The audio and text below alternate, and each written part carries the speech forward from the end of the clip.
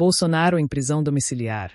Os bastidores da decisão bombástica de Moraes que pode mudar o rumo da política brasileira. Na noite desta segunda-feira, 4, o Brasil foi sacudido por uma notícia que pegou até os mais atentos de surpresa. O ministro Alexandre de Moraes, do Supremo Tribunal Federal, STF, determinou a prisão domiciliar do ex-presidente Jair Bolsonaro, PL.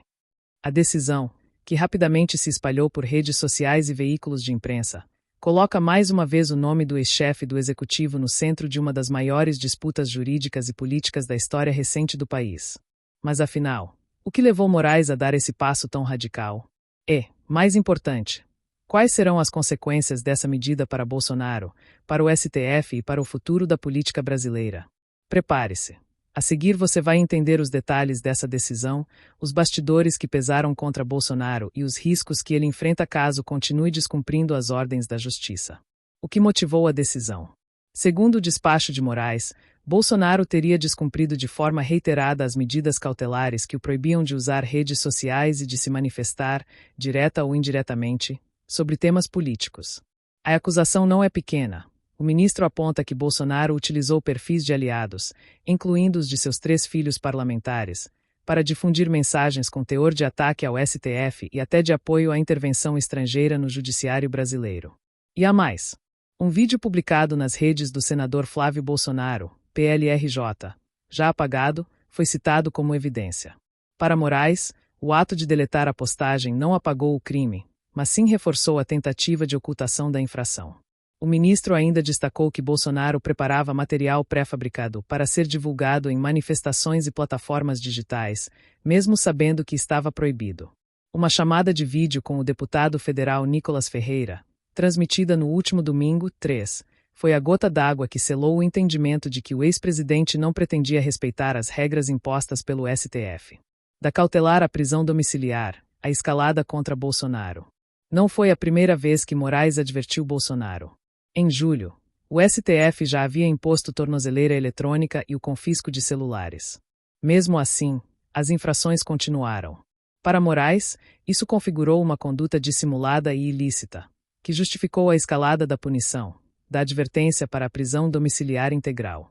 Agora, o ex-presidente está obrigado a permanecer em sua residência, sob vigilância constante, sem direito a receber visitas, exceto advogados e pessoas previamente autorizadas pela corte. Mesmo essas visitas terão restrições severas. Não poderão portar celulares, filmar ou registrar imagens do ex-presidente. Moraes também reafirmou: qualquer novo descumprimento pode levar à prisão preventiva em regime fechado. Os bastidores, risco de fuga e cartas de asilo. A decisão não aconteceu em um vácuo. Nos últimos dias, a Polícia Federal havia detectado movimentações que aumentaram a desconfiança sobre Bolsonaro. Uma delas foi a descoberta de uma carta redigida pelo próprio ex-presidente pedindo asilo político à Argentina, governo do aliado Javier Milei. Esse detalhe foi considerado um indicativo de risco de fuga. Não por acaso, Moraes também determinou reforço policial 24 horas por dia na residência de Bolsonaro, em Brasília. A medida visa evitar não apenas a fuga, mas também a comunicação indevida com apoiadores ou autoridades estrangeiras. O impacto imediato na política brasileira. A decisão é um terremoto no cenário político. Para os aliados de Bolsonaro, trata-se de mais uma demonstração de perseguição política. Já para opositores, a prisão domiciliar é prova de que ninguém, nem mesmo um ex-presidente, está acima da lei. Independentemente da posição ideológica, uma coisa é certa: a medida fragiliza a capacidade de Bolsonaro de articular e mobilizar suas bases. Sem acesso direto às redes sociais e com visitas limitadas, ele perde o principal canal de comunicação com seus milhões de seguidores. Analistas já falam em um possível efeito desmobilização. Sem o líder ativo nas ruas e nas plataformas digitais, parte do bolsonarismo pode perder fôlego, enquanto outra parte pode se radicalizar ainda mais. O que Bolsonaro ainda pode, ou não, fazer? Pelas regras impostas pelo STF, Bolsonaro está proibido de sair de casa. Deve usar tornozeleira eletrônica 24 horas por dia. Não pode receber visitas sem autorização prévia. Não pode manter contato com autoridades estrangeiras. Continua impedido de publicar, direta ou indiretamente, em redes sociais. Não pode articular manifestações públicas.